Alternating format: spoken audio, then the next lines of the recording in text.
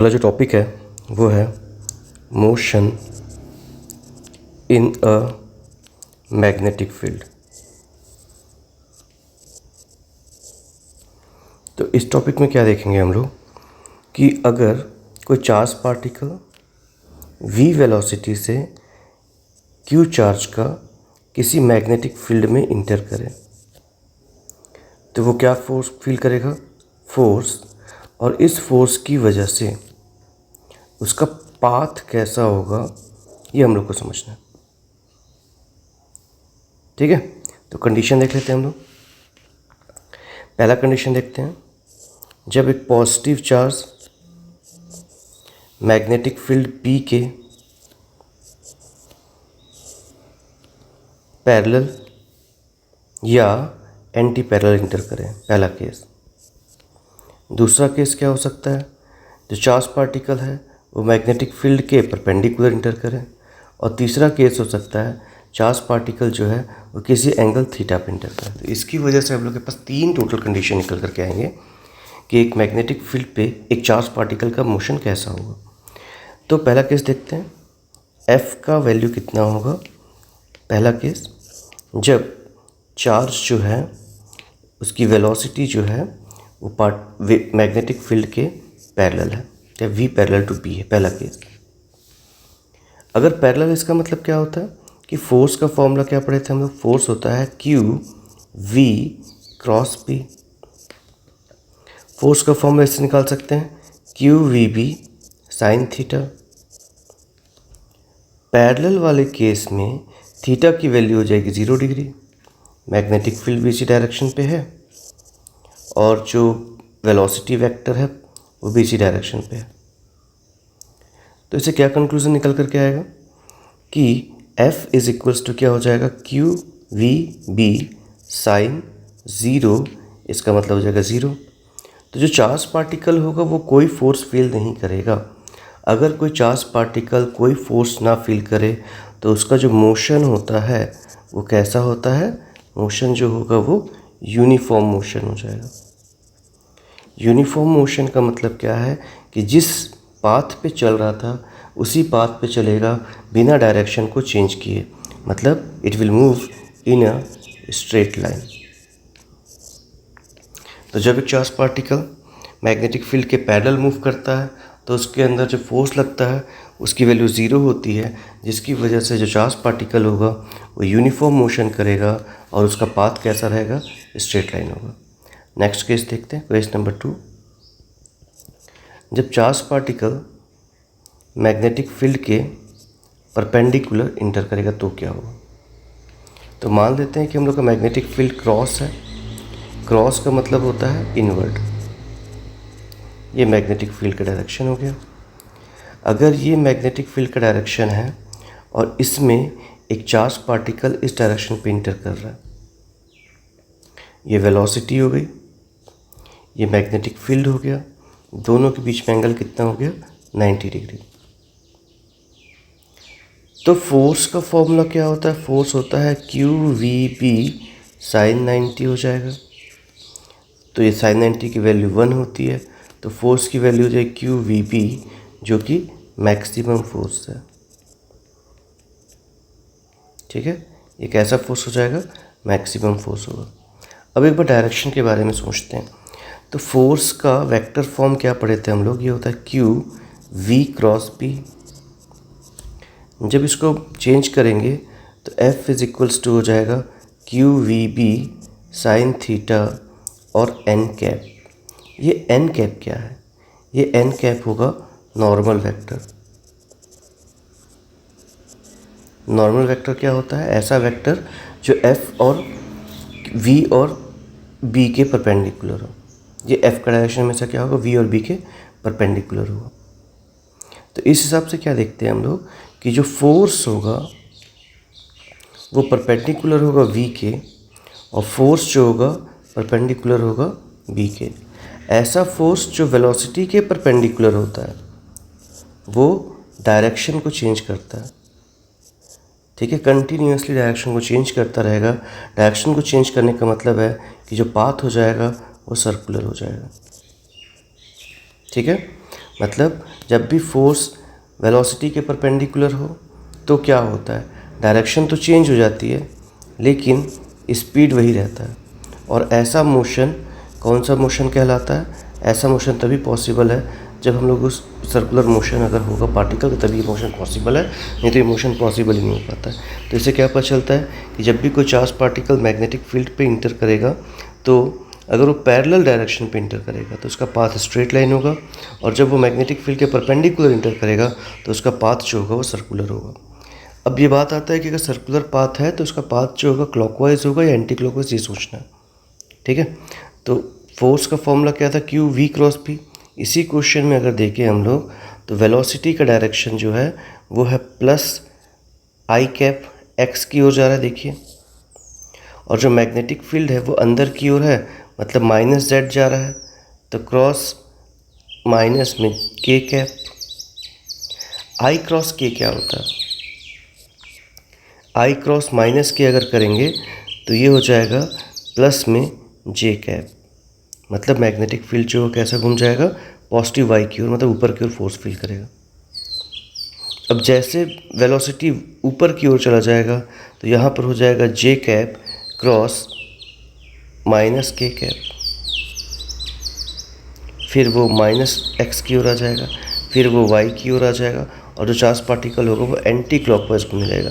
अगर कोई charge particle magnetic field पे अगर जिस कंडीशन दी होगी उस कंडीशन पे इंटर करता है तो उसका रोटेशन कैसा हो जा रहा है? एंटी क्लॉकवाइज हो जा रहा है। तो सर्कुलर मोशन होगा, यहाँ तक तो समझ में आ गया। अब जब भी कोई ऑब्जेक्ट सर्कुलर मोशन कर रहा होता है तो उसके फोर्स की वैल्यू कितनी होती है? उस पर लगने वाले फोर्सेस दो टाइप के होंगे, एक होगा बी क्यू वी और एक होगा centripetal force M V square by R. इस v से इस v को कैंसिल कर दें तो r की वैल्यू निकाल सकते हैं। r की वैल्यू निकल जाएगी M V upon B Q, ये रेडियस की वैल्यू निकल गई। सिमिलरली हम लोग निकाल सकते हैं कि ओमेगा क्या होगा। ओमेगा होता है v बाई आर। तो फिर से मिलाते हैं इसको, फर्स्ट वाला हो गया, सेकंड चेक कर रहा हूँ ओमेगा की वैल्यू कितनी होगी। तो कंडीशन क्या होता है हम लोग के पास कि फोर्स इज इक्वल्स टू होता है B Q V is equals to M V square upon R. इस स्क्वायर से ये वी कट गया, यहाँ बचेगा वी बाई आर। तो V by R is equals to क्या आ जाएगा? साइड चेंज करेंगे तो बी क्यू अपॉन एम, और इस वी बाई आर को ही ओमेगा कहते हैं। तो ओमेगा की वैल्यू क्या आ जाएगी? B Q upon M. Third case देखते हैं। थर्ड केस दिया हुआ है कि इसका टाइम पीरियड कितना होगा। तो टाइम पीरियड जो होता है इसको निकालने के लिए हम कंडीशन यूज़ करेंगे कि omega is equals to 2 pi upon capital T. तो टाइम इज इक्वल्स टू क्या निकल जाएगा? टाइम का फॉर्मूला निकलेगा 2 पाई अपॉन ओमेगा। पुट कर देते हैं तो क्या निकल जाएगा इससे कि T is equals to 2 pi M upon B Q. ये टाइम पीरियड निकल गया। यहाँ पर क्या पता चल रहा है कि जो टाइम पीरियड होता है वो इंडिपेंडेंट ऑफ रेडियस होता है। मतलब अगर सेम चार्ज पार्टिकल हो, सेम मैग्नेटिक फील्ड हो, सेम मास का हो, तो अगर मैग्नेटिक फील्ड में इंटर करेगा तो छोटे रेडियस में घूमने वाला पार्टिकल का टाइम पीरियड और बड़े रेडियस में घूमने वाले पार्टिकल का टाइम पीरियड जो होगा वो सेम होगा। ठीक है, तो क्या कंक्लूज़न निकला कि जब एक चार्ज पार्टिकल किसी मैग्नेटिक फील्ड के पैरेलल इंटर करता है तो उसका पाथ कैसा होता है? स्ट्रेट, कोई फोर्स फील नहीं करता। अगर कोई चार्ज पार्टिकल मैग्नेटिक फील्ड के परपेंडिकुलर इंटर करता है तो वो घूम जाता है, मतलब सर्कुलर मोशन करता है। नेक्स्ट कंडीशन है कि क्या हो जब कोई चार्ज पार्टिकल मैग्नेटिक फील्ड के किसी भी एंगल में इंटर कर जाए।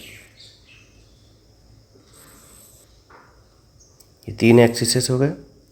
अब जो चार्ज पार्टिकल है वो ये मैग्नेटिक फील्ड डायरेक्शन मान लेता हूँ ऐसा, ये मैग्नेटिक फील्ड हो गया। यूनिफॉर्म मैग्नेटिक फील्ड ले लेते हैं हम लोग, तो यूनिफॉर्म मैग्नेटिक फील्ड हो गई। और जो चार्ज पार्टिकल है वो किसी भी एंगल थीटा में इंटर कर रहा है, ये वेलोसिटी v हो गई इसकी। इस वेलोसिटी v की अगर बात करें तो इसको 2 पार्ट में बांट सकते हैं हम लोग। अगर ये एंगल थीटा है तो इसको 2 भाग में बांट सकते हैं। ये हो जाएगा v cos थीटा और ये हो जाएगा v sine theta. v cos theta जो है वो मैग्नेटिक फील्ड के पैरेलल है। तो जब पैरेलल होगा तो पाथ कैसा होगा? स्ट्रेट। तो ये जो v कॉस थीटा है चाहेगा कि चार्ज पार्टिकल स्ट्रेट पाथ पे जाए। v साइन थीटा को अगर ध्यान से देखेंगे तो v साइन थीटा जो है वो मैग्नेटिक फील्ड के परपेंडिकुलर है। जब परपेंडिकुलर होता है तो पाथ कैसा हो जाता है? सर्कुलर। तो v साइन थीटा चाहता है कि वो गोल घूमे और v कॉस थीटा चाहता है कि वो सीधा जाए। इन दोनों के कंबाइंड इफेक्ट के कारण जो चार्ज पार्टिकल होगा वो गोल घूमते हुए आगे बढ़ेगा। जब ये गोल घूमते हुए आगे बढ़ेगा तो इसके पाथ को क्या कहते हैं? हेलिकल।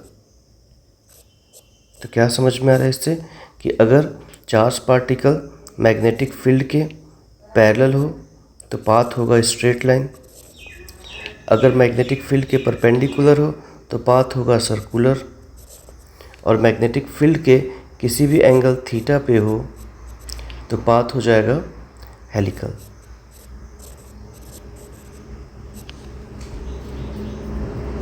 इतना ही कंक्लूजन यहाँ पर भी निकला हुआ है। यहाँ पर भी सेम कंडीशन निकल करके आ रहा है। बोलता क्या है? Motion of in a magnetic field. Motion in a magnetic field, जब एक चार्ज पार्टिकल मैग्नेटिक फील्ड पे इंटर करेगा तो क्या होगा? तो इसमें कंडीशन दिया हुआ है कि क्यू जो होगा v क्रॉस बी के बराबर होगा।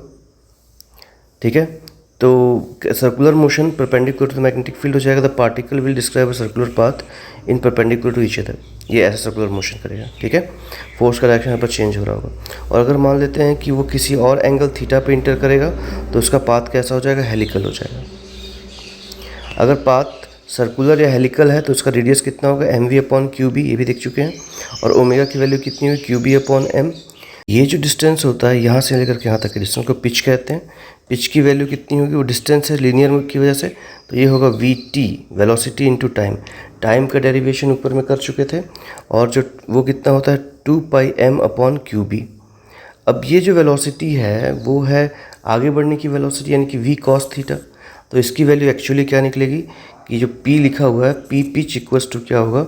2πm v cos थीटा/qb। ये आंसर आ जाएगा पिच की वैल्यू। नेक्स्ट क्वेश्चन देखते हैं, क्वेश्चन नंबर 4.3। क्वेश्चन नंबर 4.3 में बोला है कि what is the radius of the path of electron. Electron का मास दिया हुआ है, ठीक है, और उसका चार्ज दिया हुआ है। मूविंग विद स्पीड 3 × 10 मीटर्स पर सेकेंड। मैग्नेटिक फील्ड बी की वैल्यू दी है परपेंडिकुलर, तो एंगल के लिए थीटा दे दिया है। What is the frequency, frequency भी निकाली और एनर्जी भी निकाली। ठीक है, तो रेडियस का फॉर्मूला पढ़े थे। रेडियस का फॉर्मूला क्या होता है? mv/qb, क्योंकि 90 डिग्री पे है। तो मास कितना हो गया? 9 × 10⁻³ v की वैल्यू कितनी होगी? 3 × 10⁻7 और divided by charge on electron 1.6 × 10⁻19 × 6 × 10⁻⁻4। ये रेडियस के लिए निकल जाएगा अपने पास कंडीशन। ठीक है, अब इसमें क्या देखेंगे हम लोग? क्वेश्चन नंबर 4.3, इसमें क्या देखेंगे हम लोग? कैलकुलेशन करना है बस। तो 10⁻9 × 3/1.6 × 6 × 10⁻31 + 7 + 19 + 4, इसको सिंप्लीफाई कर देंगे बस। ठीक है, सिंप्लीफाई करने पे आंसर मिल जाएगा। आंसर आ रहा 28 × 10⁻2 मीटर, दैट इज़ 28 सेंटीमीटर। ये आंसर हो गया। इसी में पूछा है कि इसकी फ्रीक्वेंसी कितनी होगी, फ्रीक्वेंसी निकालनी। तो फ्रीक्वेंसी का फॉर्मूला क्या होता है? फ्रीक्वेंसी इज इक्वल टू हो जाएगा v/2πr। वेलोसिटी कितनी दी हुई है? ये पुट करना है बस। वेलोसिटी कितनी दी हुई है हम लोग के पास? वेलोसिटी की वैल्यू है 3 × 10⁸ अपॉन 2 का 2, पाई की वैल्यू 3.14 इंटू आर की वैल्यू कितनी दी हुई है? आर निकाल चुके हैं 28 × 10⁻²। ठीक है, सिंप्लीफाई करेंगे इसको बस। 2.8 को भी करीब करीब 3 मान लेते हैं, तो ये 3 से 3 कैंसिल हो जाएगा। 2 ऊपर चला, 1/2 की वैल्यू 0.5 हो जाती है और इसकी वैल्यू 0.3 करीब आएगी। तो सिंप्लीफाई कर देंगे तो आ जाएगा 17 मेगाहर्ट्ज़। ये आ गया आंसर। लास्ट दिया है एनर्जी ई की वैल्यू निकालो। तो एनर्जी क्या होता है, हाफ mv²। तो हाफ m की वैल्यू हो जाएगी 9 × 10⁻⁻31 और v की वैल्यू कितनी है, v है 3 × 10⁻⁻7 इसका स्क्वायर। तो हो जाएगा ये 1/2 × 9 × 10⁻³ × 9 × 10⁻14। ठीक है, सिंप्लीफाई कर लेंगे इसको तो ये हो जाएगा करीब 4 × 10⁻16 जूल, और इसकी वैल्यू इलेक्ट्रॉन वोल्ट में चेंज करेंगे तो 2.5 किलो इलेक्ट्रॉन वोल्ट होता है। अब ये इलेक्ट्रॉन वोल्ट का मतलब क्या होता है इसको भी समझ लेते हैं कि एक इलेक्ट्रॉन वोल्ट, ठीक है, एक छोटा यूनिट होता है और इसकी वैल्यू होती है 1.6 × 10⁻19 जूल।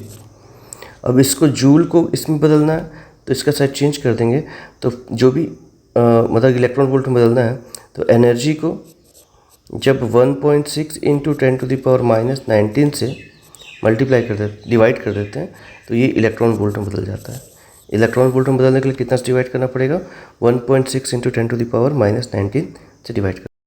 नेक्स्ट टॉपिक है magnetic field due to current carrying element, मतलब बायो-सवर्स लॉ। बायो-सवर्स लॉ की अगर बात करते हैं हम लोग, तो बायो-सवर्स लॉ क्या कहना चाहता है, ये बोलता है कि अगर ये कोई करंट कैरिंग कंडक्टर हो, मतलब ये कोई तार है, सिंपली ऐसे, ये क्या है, कोई वायर है और इस वायर पे करंट आई फ्लो हो रहा है, तो किसी भी पॉइंट पर, बी पॉइंट पर मैग्नेटिक फील्ड की वैल्यू क्या होगी, इसको निकालने के लिए हम लोग बायो-सवर्स लॉ यूज़ करते हैं।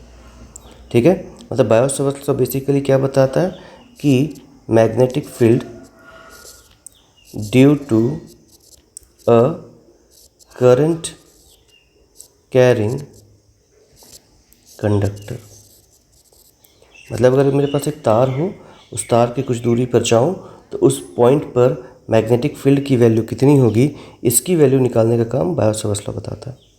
ठीक है, तो बायो-सवर्स लॉ का स्टेटमेंट क्या है कि बायो-सवर्स लॉ बोलता है कि मैग्नेटिक फील्ड P जो होगा, वो जो होता है उसकी वैल्यू दी हुई है, छोटा सा मैग्नेटिक फील्ड dB जो होगा वो प्रोपोर्शनल होता है, डायरेक्टली प्रोपोर्शनल होता है करंट के, डायरेक्टली प्रोपोर्शनल होता है DL के, इन्वर्सली प्रोपोर्शनल होता है यहाँ से लेकर, जिस पॉइंट को ले रहे थे वहाँ से लेकर के यहाँ तक के डिस्टेंस के, और ये जो एंगल थीटा बन रहा था उस साइन थीटा के। इसी स्टेटमेंट को जब कंबाइन कर देंगे तो जो लॉ बन करके आएगा उसको बायो-सवर्स लॉ कहेंगे। वेक्टर फॉर्म पे, या अभी इसको सिंपली लिख लेते हैं, तो magnetic field dB is equals to हो जाएगा कोई constant k into I DL sine theta upon r²। अगर हम लोग बात करें इस k की, तो dB is equals to SI form पे इसको लिख सकते हैं, μ0/4π ideal sine theta upon r²। चाहे तो इसी स्टेटमेंट में ऊपर नीचे r मल्टीप्लाई करके dB इज इक्वल्स टू लिख सकते हैं, ये हो जाएगा μ0/4π ideal cross r upon r³। ये कैसे आया, ऊपर नीचे में r मल्टीप्लाई कर दिए तो ऊपर वाला क्रॉस प्रोडक्ट में बदल गया। ठीक है, तो इससे क्या पता चलता है कि जो मैग्नेटिक फील्ड dB है, इसे पहले ही बता चुका हूँ ना, कि जो रिजल्ट है वो DL की भी परपेंडिकुलर होगा, रिजल्ट है वो R के भी परपेंडिकुलर होगा, dB is perpendicular to DL and dB is perpendicular to R, दोनों के परपेंडिकुलर होगा। अब इस मैग्नेटिक फील्ड dB का अगर डायरेक्शन निकालना हम लोग को, मैग्नेटिक फील्ड dB का डायरेक्शन जो होगा कैसा होगा, DL के भी परपेंडिकुलर और R के भी परपेंडिकुलर। तो अगर मान लो कि मैं ये कंडक्टर है, तो इसके लिए हम रूल यूज़ करते हैं राइट हैंड थंब रूल। जो थंब होगा in the direction of current और जो फिंगर्स होंगी वो डायरेक्शन ऑफ मैग्नेटिक फील्ड बताएंगी। तो राइट हैंड से इस तार को पकड़ना है, थंब को रखना है करंट के डायरेक्शन पे, और जो उंगलियों का डायरेक्शन है वो मैग्नेटिक फील्ड का डायरेक्शन बताता है, मतलब इस डायरेक्शन पे मैग्नेटिक फील्ड होगी, कॉन्सेंट्रिक सर्कल के फॉर्म पे।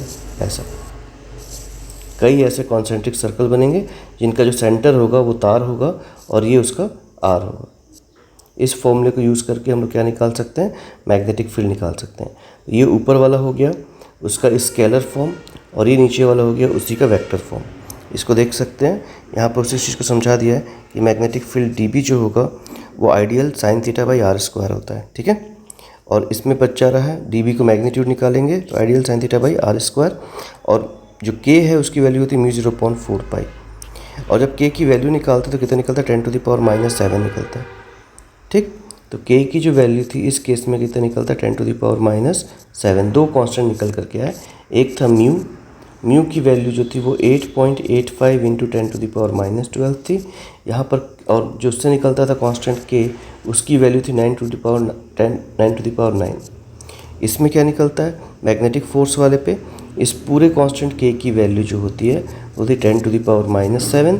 तो जो म्यू होगा उसकी वैल्यू कितनी हो जाएगी, 4 पाई इंटू 10⁻⁻7, ये म्यू की वैल्यू निकल आती है, ठीक है। और जो म्यू है उसको कहते, वहाँ पर उसको कहते हैं परमिटिविटी, इसको कहते हैं परमिएबिलिटी, ठीक है। तो बायो-सैवर्ट्स लॉ जो होगा उसका कुछ कंक्लूजन देखते हैं। Some of the points which are similar to the difference of the Coulomb's law with the Biot Savart's law. जो भी सिमिलरिटीज़ हैं और जो भी डिफरेंस है उनके बारे में स्टडी कर रहे हैं हम लोग।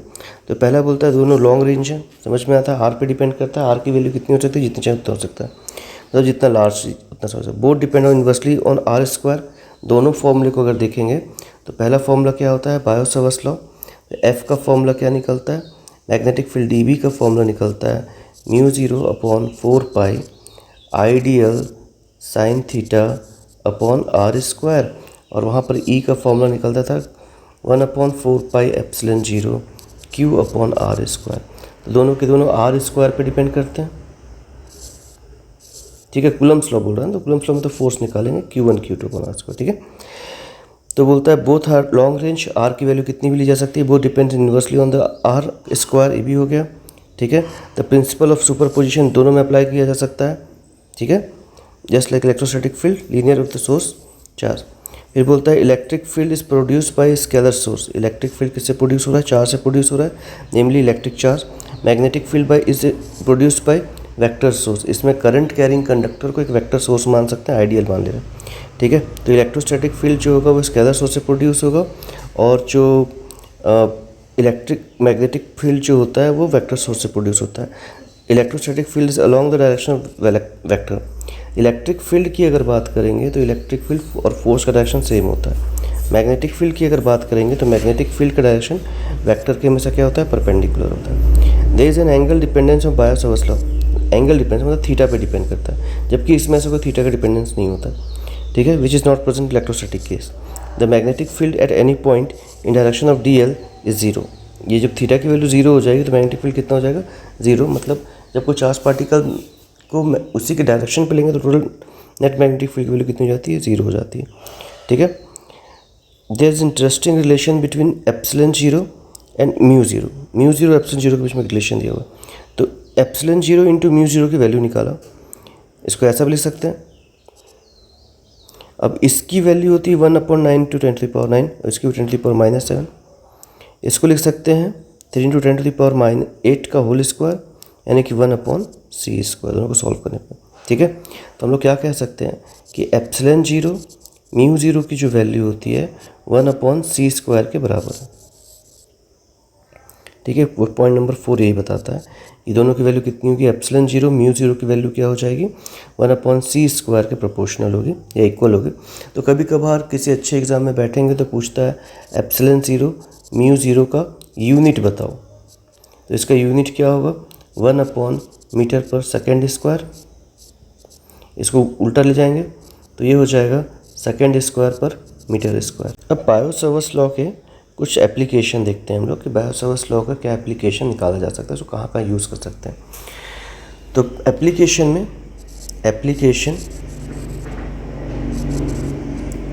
Of Biot Savart's law. तो बायो-सैवर्ट्स लॉ का जो पहला एप्लीकेशन होता है वो होता है magnetic field straight infinite linear conductor के लिए, ठीक है। दूसरा हो जाता है magnetic field due to a circular ring at the centre. तीसरा हो जाता है magnetic field due to a circular ring at any point on axis. ठीक है, ये 3 डेरिवेशन करने हैं हम लोग को कि बायो-सावर्ट्स लॉ को यूज़ करके एक स्ट्रेट कंडक्टर के लिए मैग्नेटिक फील्ड की वैल्यू निकालेंगे, फिर एक सर्कुलर रिंग के लिए मैग्नेटिक फील्ड की वैल्यू निकालेंगे और एक रिंग के लिए मैग्नेटिक फील्ड की वैल्यू निकालेंगे। ठीक है, एनसीईआरटी किताब से तीनों डेरिवेशन तो हटा दिया है, लेकिन उसके बिना कॉन्सेप्ट समझने में प्रॉब्लम होगा। और एम्पियर सर्कुलर लॉ से भी सारे डेरिवेशन किए जा सकते हैं, लेकिन हम लोग अभी पहले बायो-सावर्ट्स लॉ से इसके डेरिवेशन को करेंगे, उसके बाद फिर एम्पियर सर्कुलर लॉ से भी ट्राई करके देखते हैं कैसा डेरिवेशन होगा इसका। ठीक है,